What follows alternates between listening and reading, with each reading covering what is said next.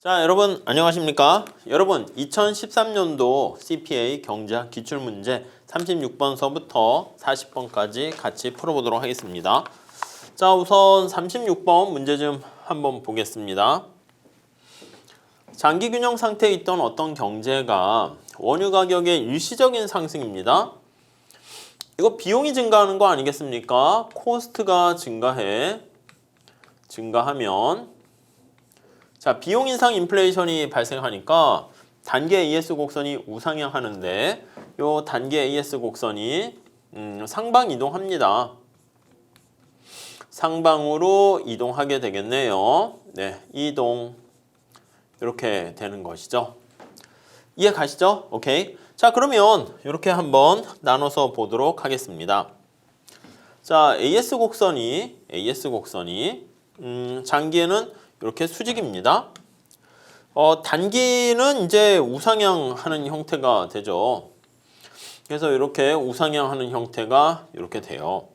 자, 그래서 이게 단기 AS 곡선, 얘는 AD 곡선 이렇게 있습니다. 이게 문제에 이렇게 주어져 있어요. 네, 이해 가시죠? 자, 그런데 이 상태에서 자, 여기 물가고 자, 비용 이상 인플레가 발생하는 거랑 같은 효과를 보이게 돼. 그래서 단계 AS 곡선이 이렇게 상방 이동합니다. 이런 충격이 오는 거죠. 그 균형점이 여기서 이렇게 되는 거예요. 이해 가시겠어요? 자, 그러면 어떤 일이 발생합니까? 라고 하면 국민소득이 감소하게 되는 경기 침체 상태가 발생하게 됩니다. 이렇게요. 자, 그러면 이 상태가 되는 건데 경기가 침체된 상태로 가게 돼요. 그럼 A에서 B로 가게 되죠. 자, 그럼 B점의 특성을 한번 생각해 볼게요. 자, B점은 지금 완전 고용 산출량보다 국민소득이 줄어들었으니까 B점에서는 경기가 침체되는 거 알 수가 있어요. 경기가 침체됩니다. 네, 이해 가시죠? 자, 그럼 어떻게 돼? 그래요. 이렇게 되면 기대 물가가 점차 하락하는 효과로 작동된다고. 자, 그러면 기대 물가가 하락하게 되고요. 여러분 루카스 공급 곡선 다시 한번 생각을 하시면 얘가 다시 원래 상태로 되돌아갑니다. 결국 얘는 이렇게 갔다가 다시 원래 상태로 되돌아가는 거죠. 자, 그러면 장기적으로 물가랑 국민소득은 다 그대로 불변이다. 이렇게 보시면 되겠습니다. 네, 이해 가시죠? 별로 어렵지 않습니다. 네, 다음 문제 볼까요? 자, 그 다음에 37번. 자, 이자율 타겟팅과 통화량 타겟팅에 대한 설명입니다. ISLM 이렇게 나와 있어요. 다음 중 옳은 것은? 가번, 이자율과 통화량을 동시에 타겟팅으로 하는 것은 불가능하다. 맞습니다, 이거는. 왜냐면 여러분 IS와 LM이 이렇게 있는데 이렇게 살짝 한번 그려볼까요? 자, 이렇게 그려볼게요. 자, 이렇게 돼 있는 상태에서 LM, IS 곡선 이렇게 있어요. 됐죠? 자, 이런 상태에서 얘가 Y고 얘가 이자율 이렇게 돼 있습니다. 자, 근데 만약에 지금 여기 생산물 시장의 균형을 변화시킨다라고 하면은 IS 곡선이 이렇게 변화하는 겁니다. 생산물 시장의 균형이니까 요게 IS, 얘가 LM 이렇게 되죠. 자, 그러면 생산물 시장에 어떤 변화시키는 충격이 존재하게 되면 여기 나와 있는 것처럼 이자율을 가만히 보면 어떻게 돼? 이자율이 올라가 버리잖아, 이자율을. 이해 가시죠? 이자율이 올라간단 말이지. 그럼 이자율을 원래 상태로 만들기 위해서는 얘가 올라간단 말이야. 올라가면 안 돼. 이자율 타겟팅일 때는. 그럼 통화량을 증가시켜야 돼. 그렇죠. 그러면 이자율을 유지하려면 통화량을 여기까지 증가시켜야 됩니다. 자, 그러니까 이자율을 올라가는 거를 억제하기 위해서는 지금 IS가 이동했을 때 통화량을 증가시켜야 되고. 되셨습니까? 자, 그런데 그게 아니라 통화량을 일정하게 유지하기 위해서는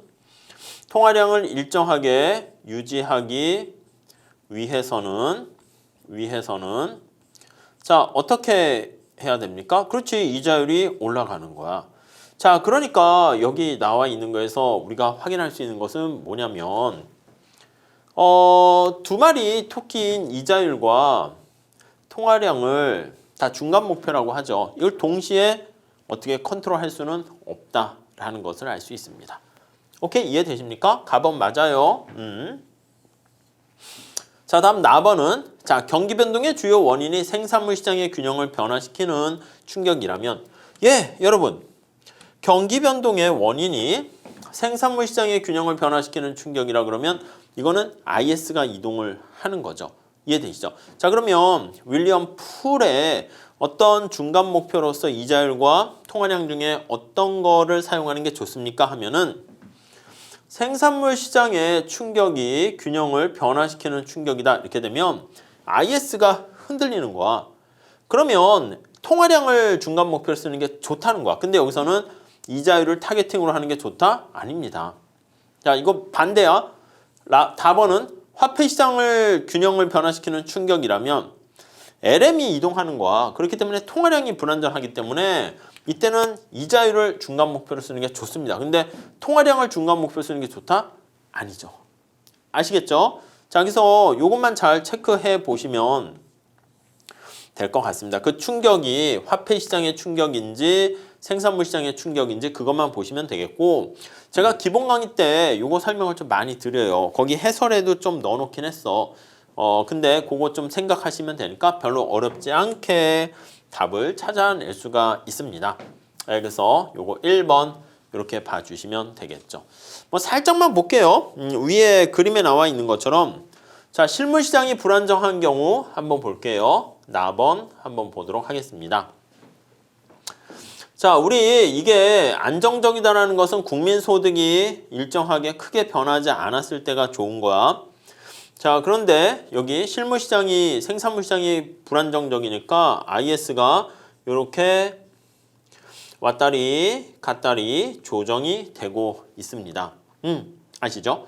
자, 그런데 우리 여기 보시면 LM 곡선을 한번 볼게요. LM 곡선이 이렇게 생겼어. 가만히 있어.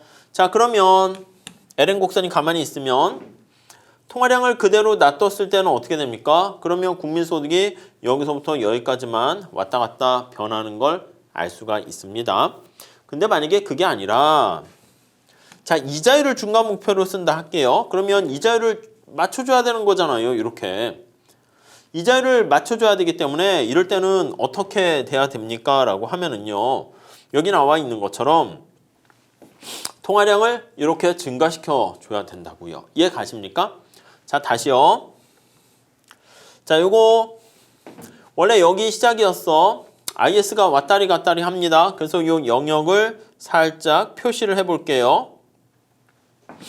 여기서 이렇게 IS가 충격을 변하니까 이렇게 변화하고 있는 상황입니다. 이해 가시죠? 자, 그런데 여기서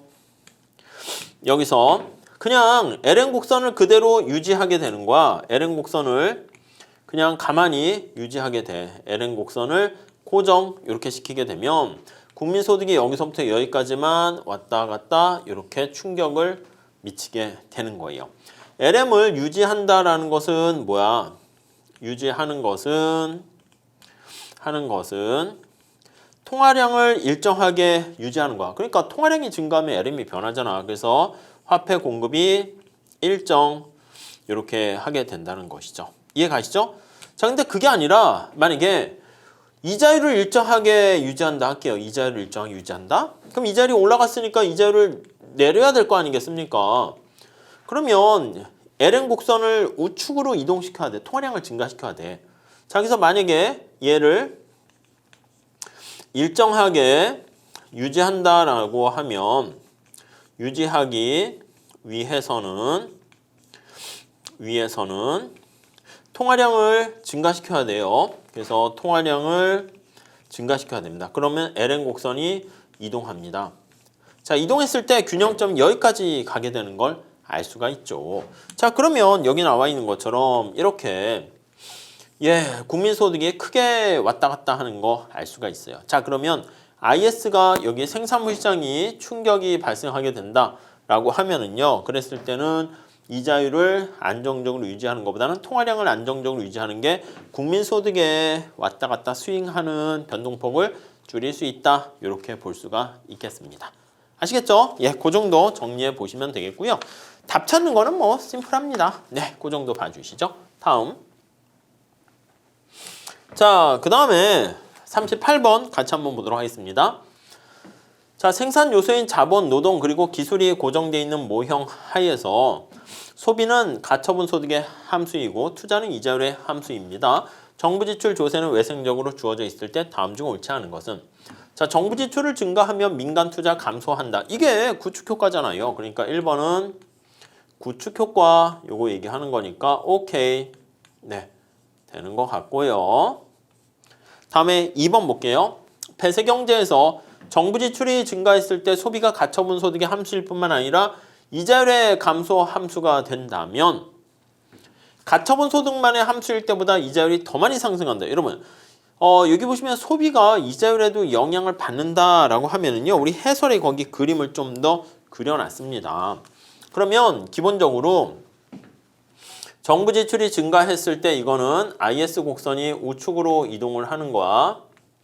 우측으로 이동을 하는데, 자, 이자율이 떨어졌을 때 여기 나와 있는 것처럼 소비가 가처분 소득뿐만 아니라 IS 곡선 다시 한번 도출해 볼게요.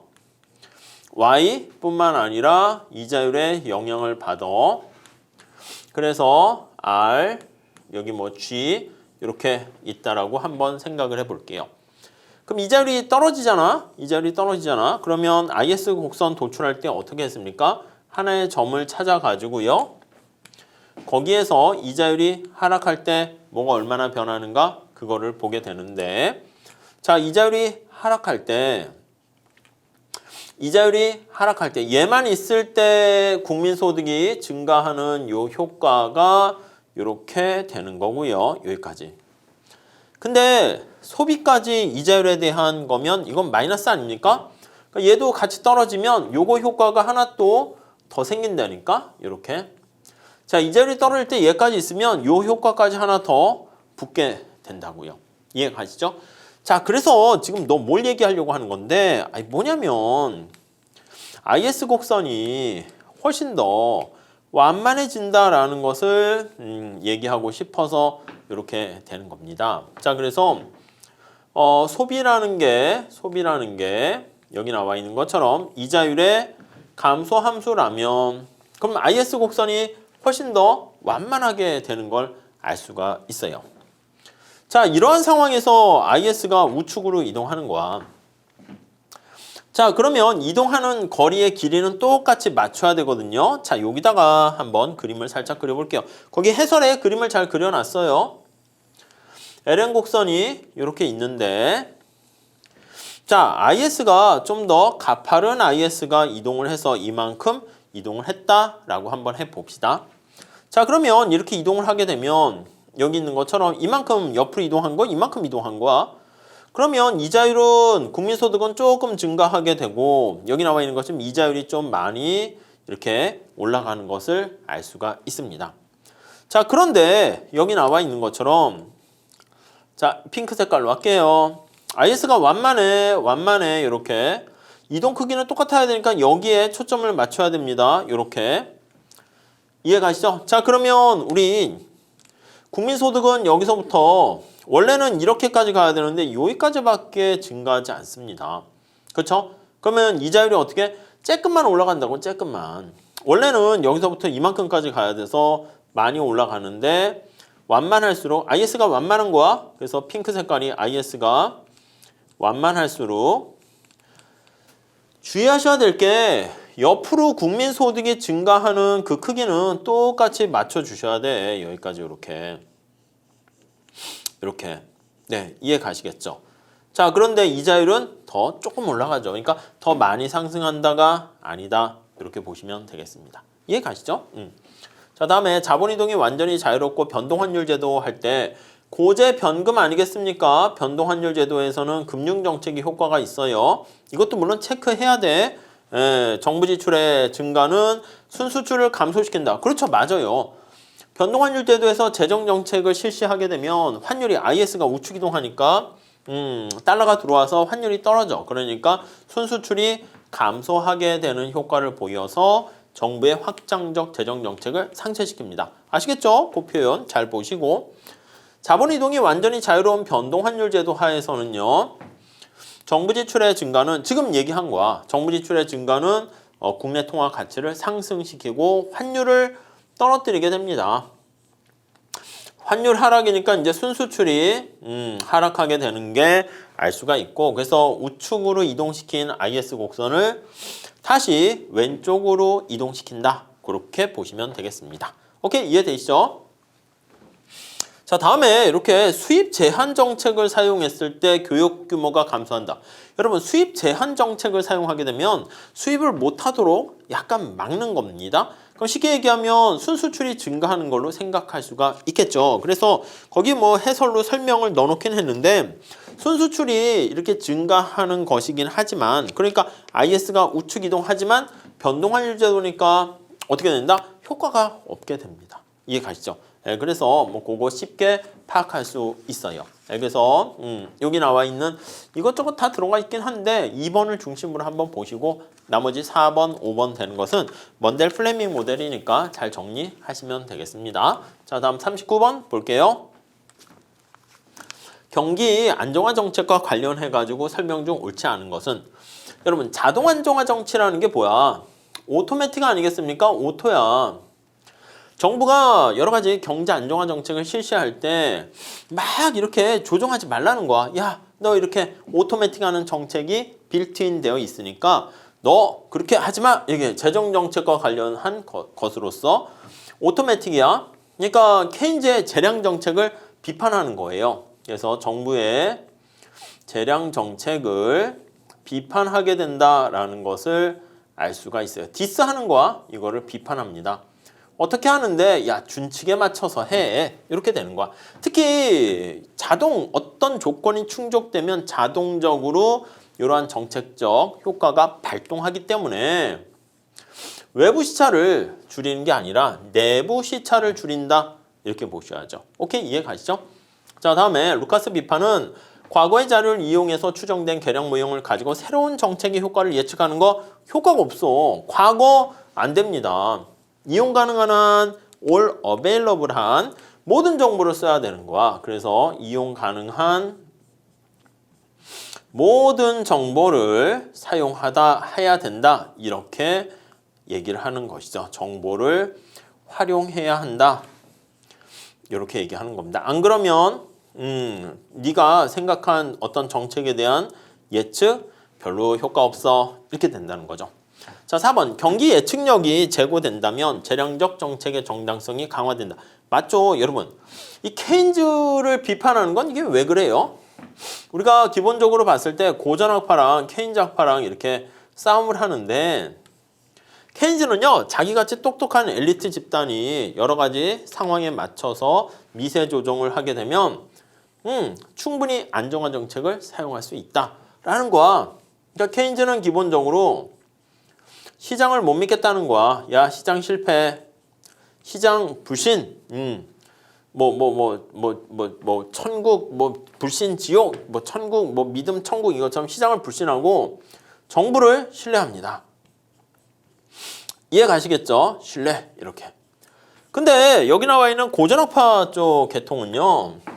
야, 뭔 소리야? 네가 능력이 뭐가 있어? 이렇게 되는 거야. 정부를 못 믿겠다는 거야. 정부야, 너 무능해. 이렇게 얘기하는 거야. 이해 가시죠? 근데 만약에 여기 나와 있는 것처럼 경기를 예측할 수 있는 예측력이 제고된다면 정부의 능력이 올라가는 거야. 그러면 재량적 정책, 그때 정책이 효과를 보게 된다. 이렇게 보시면 되겠죠. 이해 가시죠? 자, 동태적 비일관성은요. 여기 나와 있는 자동 안정화 장치와 마찬가지로 고전학파가 케인즈학파를 어택할 때 쓰는 겁니다. 여기서 이제 새고전학파죠. 물론 새고전학파가 케인즈학파 어택하는 거니까 야, 재량 별로 좋지 않어. 준칙이 좀 더 바람직해. 이렇게 얘기를 하는 것이죠. 네, 이해 가시죠? 맞습니다. 그래서 틀린 지문은 답은 2번 이렇게 보시면 되겠습니다. 아셨죠? 다음 40번 한번 같이 볼게요. 자, 40번은요. 자본 이동이 완전히 자유로운 변동환율 제도 하에서 변동환율 제도야 국민소득을 증가시키는 게 목적입니다. 자, 여러분 다시 요거 잘 기억하세요. 고재, 편금 이렇게 있어. 변동환율 제도는 어떻게 된다? 금융정책이 효과적입니다. 자, 그러면 재정정책은 효과가 없어요. 자, 여기 보시면 정부의 이전 지출 효과 없어요. 한계 소득 세율 다 효과 없습니다. 날라가고. 자, 그 다음에 국민소득을 증가시키는 거니까 어떻게 해야 돼? 통화량을 증가시켜야 된다는 거 알 수가 있습니다. 통화 공급 감소를 해서 틀렸고요. 어떻게 돼? 국채의 공개시장 매각 하면 어떻게 돼? 매각하면 통화량이 줄어들어. 이 감소야. 얘가 어떻게 되는 거야? 통화량을 감소하는 거라고요. 그래서 얘도 틀렸습니다. 순수출의 증가야 뭐 IS 우측이니까 효과가 없고. 답은 쉽게 이렇게 볼 수 있어. 화폐 수요 감소라는 게 뭐야? 화폐 공급 증가 이렇게 생각하시면 되겠죠. 이해가시죠? 그래서 뭐 거기 해설에 보시면 직접 그래프까지 이렇게 그려서 설명드리긴 했는데 문제 풀 때는 그냥 간단하게 풀 수가 있습니다. 자, 마무리 정리 잘 해주시고요. 한번 그래도 잘 1번서부터 다시 한번 리뷰해 주셨으면 좋겠습니다. 자, 여기까지 할게요. 감사합니다.